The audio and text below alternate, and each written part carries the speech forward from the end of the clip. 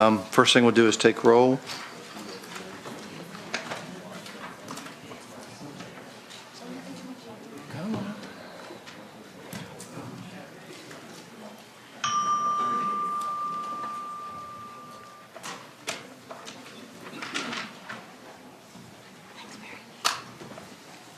Okay, Is here.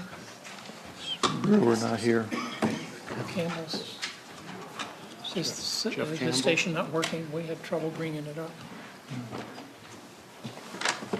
Campbell, Okay, all right. you got it. Everyone's quorum's present. Thank you. First block of bills are Senate bills with identical House bills on an uncontested docket. Again, the purpose of today's meeting is just to move bills along that didn't have much controversy. So should I read these off, or does the clerk normally do that? Yes, you can go All right. ahead. First is Senate Bill 57, patroned by Senator Locke. There was an identical House bill that reported out of this committee 22-0 and reported out of the House 98-0. The second is Senate Bill 197, patroned by Senator Mason, that reported out with an identical bill that reported out of this committee 21-0 and the House 99-0. The next is Senate Bill 210, patroned by Senator Peterson, with, I believe, the original bill reported out of this committee 22-0 and the House 100-0. I understand you wanted to make an amendment to that bill. That's Senator correct, Fowler. Mr. Chairman. I have an amendment, and I guess, Ashley, can you report the amendment? Yes, Mr. Chairman. On line 71 of the engrossed bill, after the word provisions, strike of subsection B. I move the amendment. Okay. Amendment's been moved and seconded. All those in favor of adopting the amendment, say aye. Aye. Opposed, same sign. The amendment's before us. All right. So the next bill, we're going to skip over. The next bill in the block is Senate Bill 225, which I understand requires an amendment. Does anyone have the language for that amendment? Mr. Chair, I believe that Ashley can report that. Okay. Ms. Benz, can you report that amendment? Yes, Mr. Chairman. On line 62 of the engrossed bill, after the word to, strike contracts entered into and insert any contract for which the solicitation was issued. Okay. That sounds fairly technical in nature. Yeah. Is someone, all right. Mr. Second Chair. amendment's been moved and, yes. I didn't know if you want me to explain it, or I'm happy to just keep rolling along. Let's get it before us, and then we'll explain it. There's been a motion to adopt the amendment, and a second. All those in favor say aye. Aye. Opposed, same sign. Okay, Delegate Bullock, would you like to explain what that does? Yeah, thank you, Mr. Chairman. And so just as a reminder, this is the same as my House Bill 429 that streamlines the A&E term contract section. This deals with the grandfathering clause in there that makes sure that this doesn't affect any contract that was let prior to July 1, 2022. The change here is that solicitations actually go out earlier than that. And so this just actually draws that grandfathering to a solicitation since we don't know what those contract terms will go ahead and be at that point. So it just makes sure that as the RFP process goes through, that's what you're grandfathering and not the Okay. contract itself. All right, any questions on that? I see Senator McPike in the audience. Did Delegate Bulova do an adequate job explaining your amendment? Okay, all right, okay. Okay. All right, the next bill is Senate Bill 263, patroned by Senator Hashmi. There was a similar or identical bill in the House that reported from this committee 21-0 and had passed the House 99-0. The next is Senate Bill 366, patroned by Senator Reeves. Identical bill by Delegate Krizik, passed this committee 21-0, passed the House 99-0. The next is Senate Bill 444, patroned by Senator Boysko. The identical bill, House bill, was 1019 by Delegate Brewer, reported out of this committee 21-0 and passed the House 99-0. Next is Senate Bill 526, patroned by Senator Lucas. Identical bill, patroned by Delegate Brewer, House Bill 907, passed this committee 22-0 and the House 99-0. We have a Senate Bill 775, patroned by Senator Lewis. There's an identical bill patroned by myself, House Bill 1364, which which passed this committee 22-0 and the House 100-0. And I believe that's all the identical bills that were uncontested. I'll move the bills. All right, that block of bills has been moved in a block and seconded. All members wishing to cast their vote, please do so on the electronic voting board.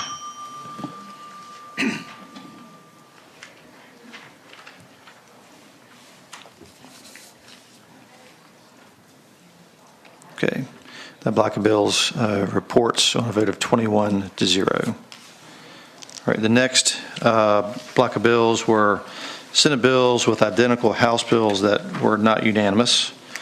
The first is Senate Bill 5, patroned by Senator Cederline. There's identical House Bill 1303, patroned by Delegate Williams, reported from this committee 21-1 and passed the House 95-5. I'll move to report. All right, there's a motion to report and a second. All members, please cast your vote on the electronic voting board.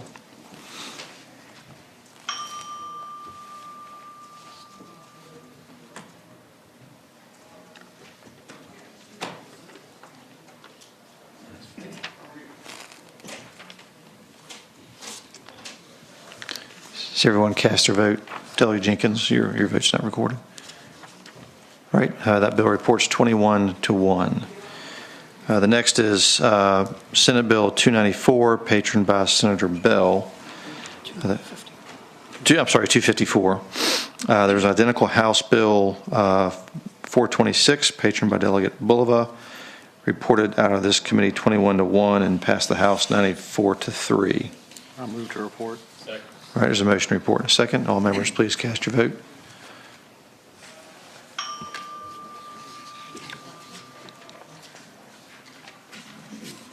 That bill reports 21-1. All right, the next category of bills are Senate bills with similar House bills, and it would be my intent to conform the Senate bill to the House version. The first is Senate Bill 315, patroned by Senator Spruill.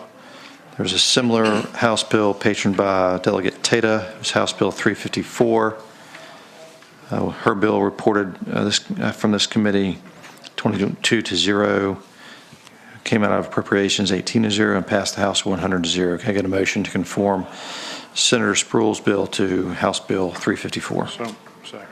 All right, there's been a motion, a second to conform. All those in favor say aye. Aye. Opposed, same sign. Okay, all members wishing to vote on this bill, please do so on the voting board.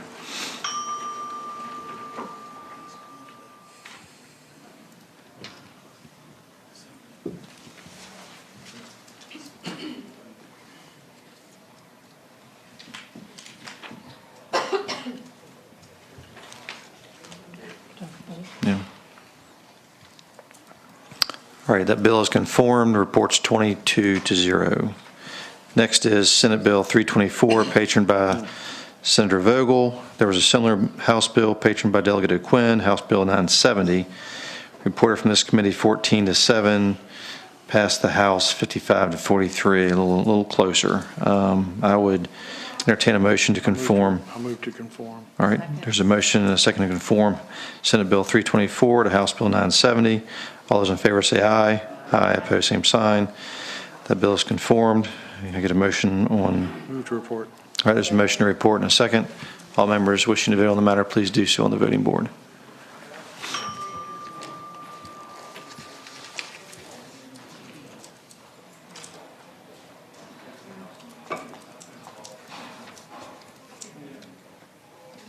Okay. Senate Bill 324 reports as conformed to House Bill 970 on a vote of 13-9. We were going to pass by Senate Bill 393. Can I get a motion? So moved. All right, there's a motion, a second to pass by Senate Bill 393. And just for the record, Senator Evans' office contacted me and said he's running a committee somewhere else. And so as a courtesy, I'm hoping that's what he's expecting, that we'll pass it by for the day for him to be here. All right, all those in favor of passing the bill by for the day, please say aye. Aye. Aye, opposed, same sign. Okay.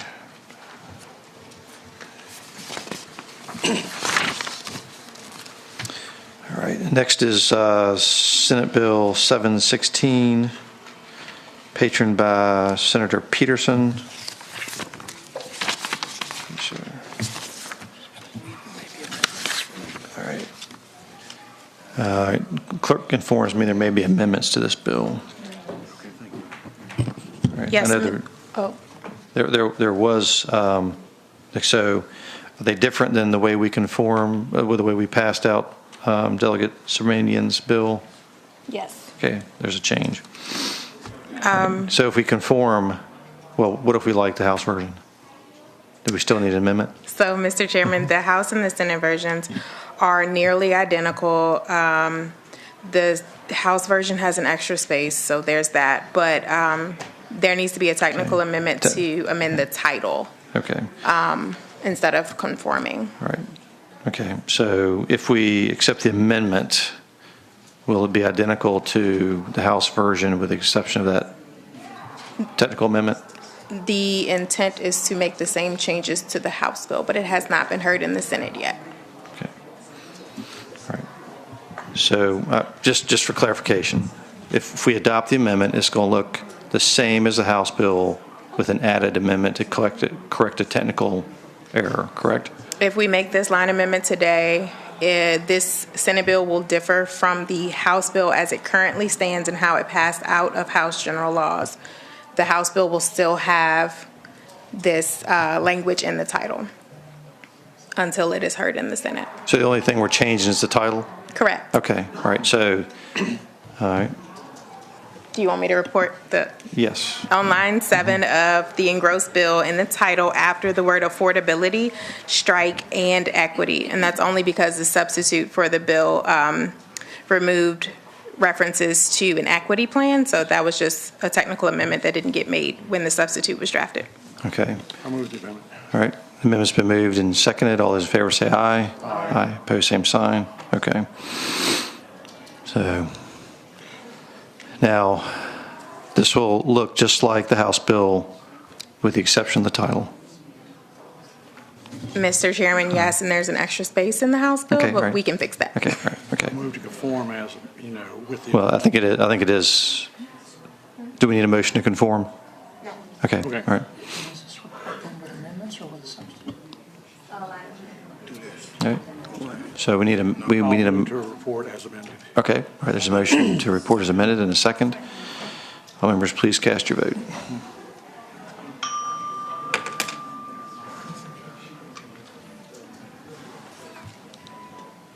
Okay. All right, the bill is amended. Reports on a vote of 19-3. Okay. All right. I saw a couple senators pop in, but just for the record, your bills did fine without you here. We do have two left on the docket that did not have a similar or identical House bill, but they are revenue bills, and so we're trying to get those out here as quickly as possible. The first is Senate Bill 121. The next is Senate Bill 461. Senator Bell. Thank you, Mr. Chairman. 461, this is a bill, some of you may recall, we've had it before here. It actually establishes a voluntary licensure program for boiler operators and pressure vessels. Many of the heating units in large apartments or buildings such as this actually have boilers, which can be quite dangerous if they're operated incorrectly, set incorrectly, can create a bomb even. There's been, unfortunately, deadly incidents around the country with these. So I've worked with the apartment, the building association, and many of the stakeholders to try to come up with a good program. We have a licensure on that. There is fiscal impact on this. Ironically, when I've done it the last 2 years, there was no fiscal impact, so I'm not sure why there is one this year. But the only reason we didn't do it last year was because of COVID. We decided to hold off a year on it. But with that, I'll be happy to answer any questions. This is really a safety measure, much in the same way we have people licensed to repair elevators. It's the same theory with this. Thank you, Mr. Chairman. Okay, members of the committee, this was not heard in sub, so this is this first hearing. So does anybody have any questions of the patron? I don't see a fiscal impact statement on it. Okay. Great. Well, let's see if there's anyone in the audience that wants to address the bill. Is there anyone in the audience to speak in favor of the bill? Sure. Mr. Chairman, members of the committee, Bisma Ahmed with the Apartment and Office Building Association and the Virginia Apartment Management Association. Our members collectively represent 365,000 multifamily units throughout the Commonwealth of Virginia.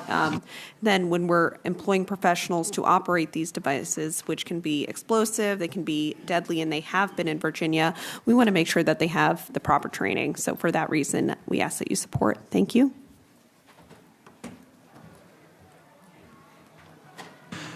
Is anyone else who wishes to speak in favor of the bill? All right. All right. If anyone wants to speak in opposition to the bill, it's in person. Okay. I believe there may have been one individual or citizen who signed up to speak in the virtual queue. Right? That's Travis Heckworth. No. Travis is the same. Yeah, no, that's what I was confused. That's what it says. I'm happy to have him speak to that bill. Okay, all right. Okay. He's kind of new. It's Eric Olson. Yeah, he's right there. He's executive director of D4. Okay. I've got, well, all right, so it seems to me he signed up to speak. Yeah, okay, all right, okay. All right, okay. Can we I'll let him enter the room?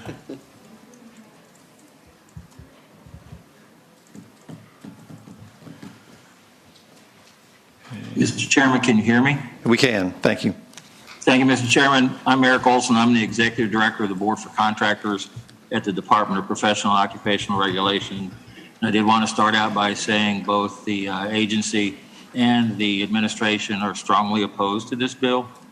The work group that the Board for Contractors did found that there really wasn't any necessity for the program.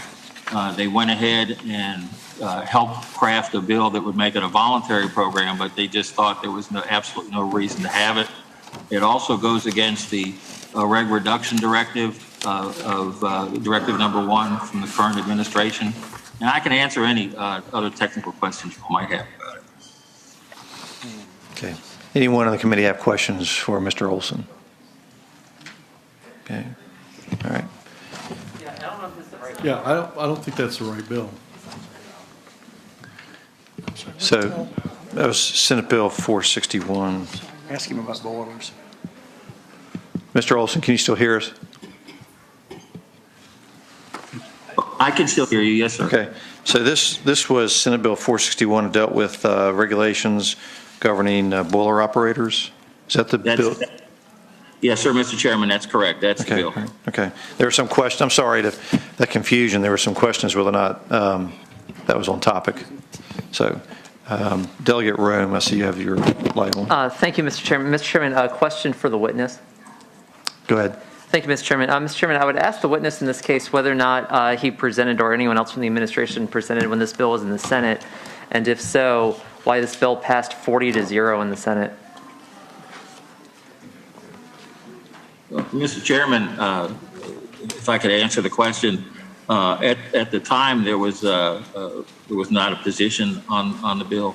We had worked with it previously 2 years ago, and we've been available for technical assistance, but not to oppose the bill at that time. Mr. Chairman, follow-up question. Mr. Chairman, to the patron, I would ask when he at all within the entire legislative process heard any concern coming from the administration or anyone else from that matter regarding this bill, especially considering the posture that it left the Senate. Mr. Chairman, there was no negatives known in this bill.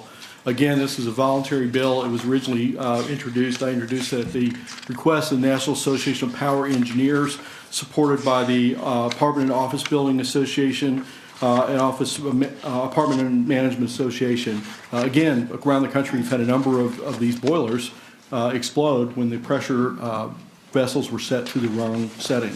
And we did it as a voluntary based on the working group. So to my knowledge, this is the first negative we've seen, and frankly, it was a surprise. Okay. There's a question by Delegate Runyon.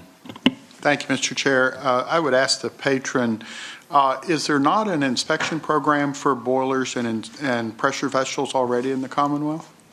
Mr. Chairman, I would say there is, but there's a big difference between inspecting to see the workability, the condition, versus if someone were to go and adjust a setting. And that's really what we're talking about, because there have been instances where people were not knowledgeable and they changed the settings of a properly working system that caused an explosion or a safety incident. Mr. Chair, follow-up question. Delegate Runyon. So has that happened in Virginia, and that's the particular circumstances? You want to speak?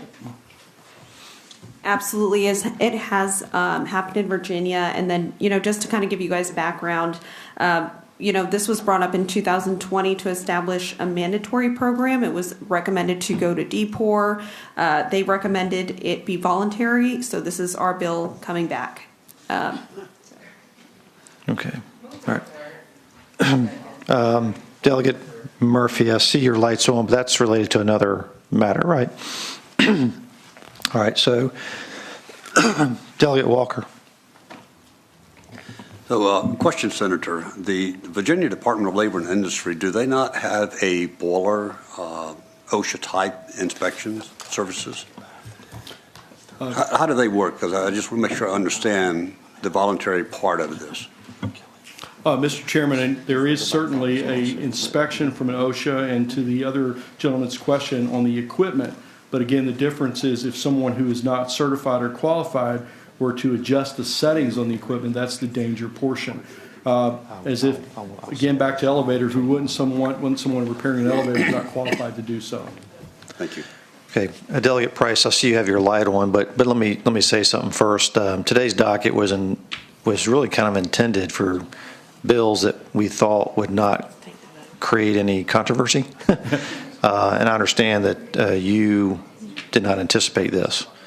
So I would entertain a motion to pass the bill by for the day to let you regroup and kind of figure out where you stand. If you would see that as a friendly gesture. I would. I'd like to talk with the stakeholder who was online, because he had not mentioned any problems. I think that'd be a wise move to do that. Okay. And As long as we have this bill out by Thursday, it'll meet the deadline for revenue bills to hit where they need to go. I'll make that motion. All right. Now, for those who have the light on, does that satisfy? Can you withdraw your questions? Okay. All right. So there's been Move to pass by. Okay, there's been a motion to pass the bill by for the day. Is there a second? Second. All right, all those in favor say aye. Aye. Same sign. Thank you.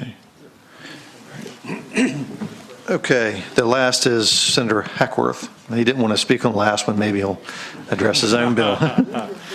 Senate Bill 121. Senator, thank you for being here. Thank you, Mr. Chair and members of the committee. Senate Bill 121 basically is it removes the limit of $5,000, replace that with $25,000 for contractors that are doing work on behalf of a licensed contractor. So these individuals cannot work independently. They are directly supervised by a licensed contractor.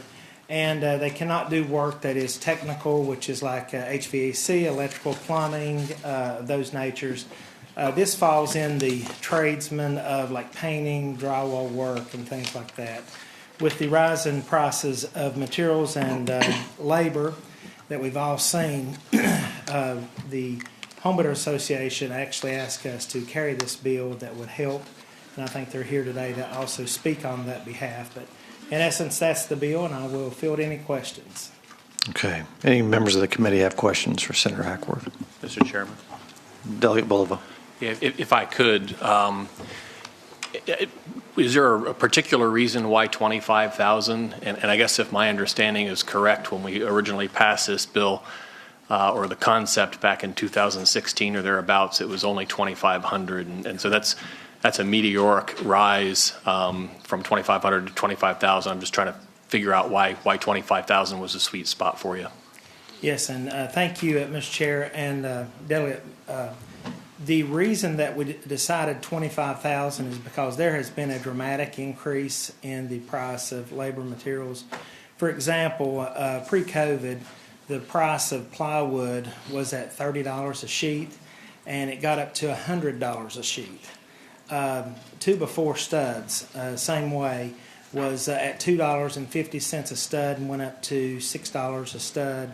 So when you put materials and labor, and so what a lot of contractors, these small contractors was doing, they were having to break out their contracts and do like a labor contract and then a material contract. So this really helps them to be able to do that collectively and not have to try to skirt some of the $5,000 limit. And if you've did any projects at your home lately, you can go with a buggy at Lowe's and you've got $5,000, not counting labor. So it's very, we felt like in conjunction with the Home Builders Association that the $25,000 number was the sweet spot that we felt like everybody was comfortable with. Thank you. Okay. Any other questions by the committee? You have anyone to speak in favor of the bill? Mr. Chairman. Delegate Morefield. Senator Hackworth, I do believe you know a thing or two about building homes. I do, sir. That's one of our main incomes. Class A contractor in 3 states. Delegate Runyon. Question of the patron. So will this work be performed by contractors, or they will be performed by individuals that work for a contractor? So right now, the way the law states is you can work for a licensed contractor up to $5,000 without getting a license, like a subcontractor's license.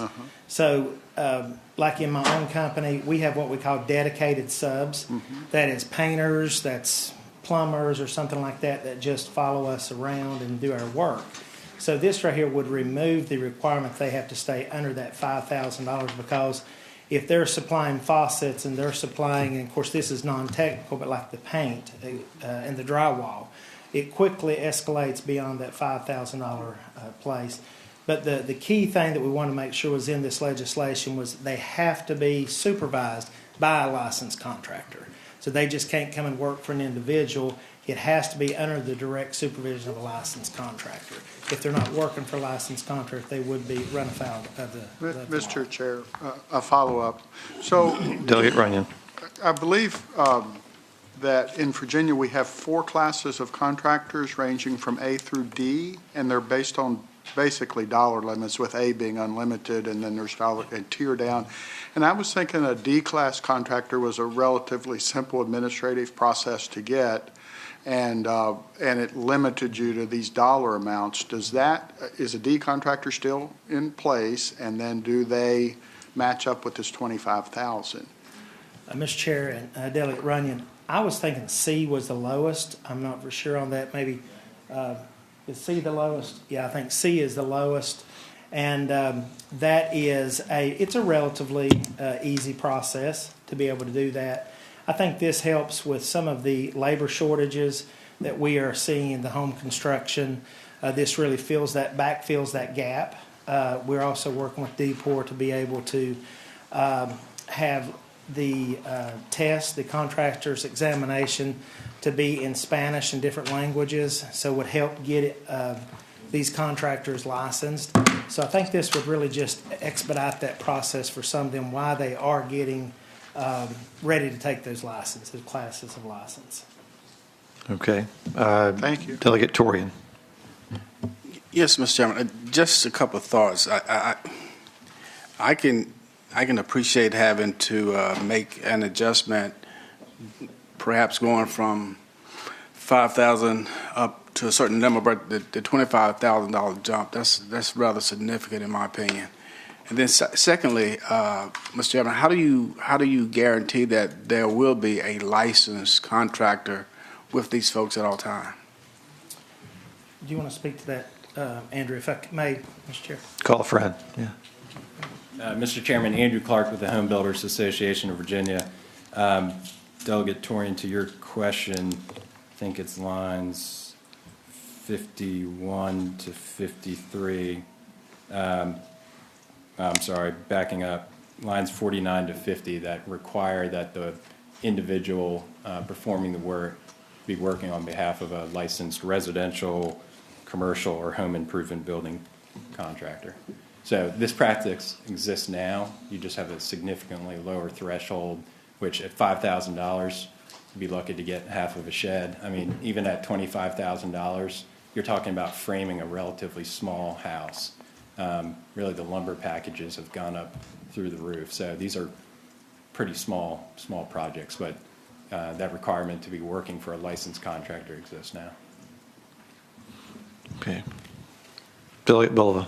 Thank you, Mr. Chair. And this might be one for Andrew as well. And I appreciate him coming and giving me some background on this. But kind of similar in line with what Delegate Torian was saying, I guess my concern is, what is the nature of that supervision, right? And so I know in plenty of places in the code, somebody who's not an engineer can work under an engineer, but that engineer is going to go ahead and have to put their seal on there and be responsible for it. I don't know that you have that same level of oversight with respect to a contractor in terms of that QA/QC and ensuring that the work was done properly. And so that does give me a little bit of pause going from $5,000 to $25,000, which is easily a bathroom or 2 bathrooms. But can you give me a little bit of an idea of whether there is a particular requirement with respect to that oversight?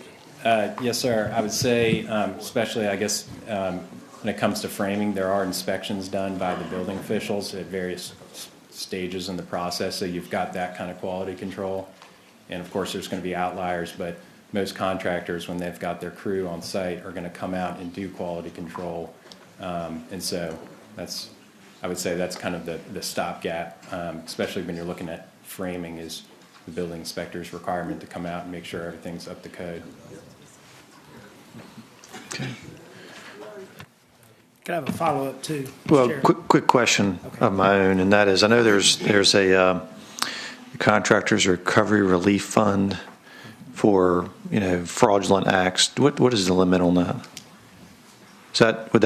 That's exceeds 25? I think it's up to $50,000 or something like that.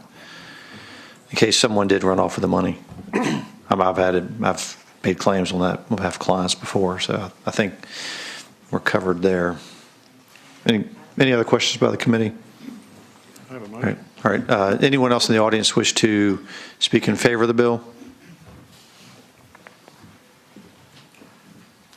Good afternoon, Mr. Chairman. Randy Grumbine, representing the Virginia Manufacturer and Modular Housing Association.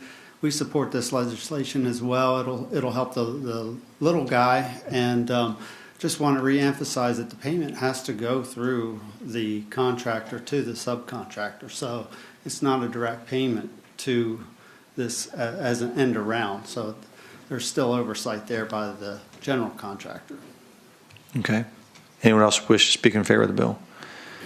Anyone opposed? We don't have anyone signed up online, do we? Okay. All right. Okay. All right. Chair will entertain a motion. I'll move to report the bill. There's a motion, a second to report. All members, please cast your vote.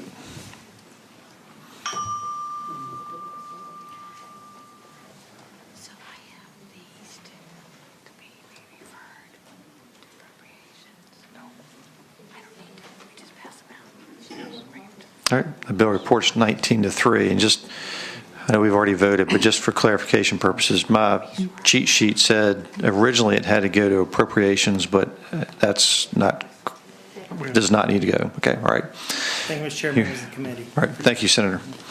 The last item of business is Senate Bill 559, which again, I was going to ask be taken by for the day, if I can get a motion for that. All right, it's a motion and a second to pass Senate Bill 559 by for the day. All those in favor say aye. Aye. Opposed, same sign. That bill is passed by for the day, and I believe that completes our docket. All right. We do have. Hold on, folks. There's going to be a request to reconsider a vote, so a member can correct their vote. Delegate Murphy. How did you know? Yes, Mr. Chairman, having voted on the prevailing side on SB 324, I ask that we reconsider the vote. All right. There was a motion, a second to reconsider Senate Bill, which one was 324. All those in favor say aye. Opposed, same sign. Okay, that bill's back before us. All right. Do we need another motion to report? All right. Second. There's a motion to report in a second. All members, please cast your vote. Actually, that's report, a substitute, right? It's good for one.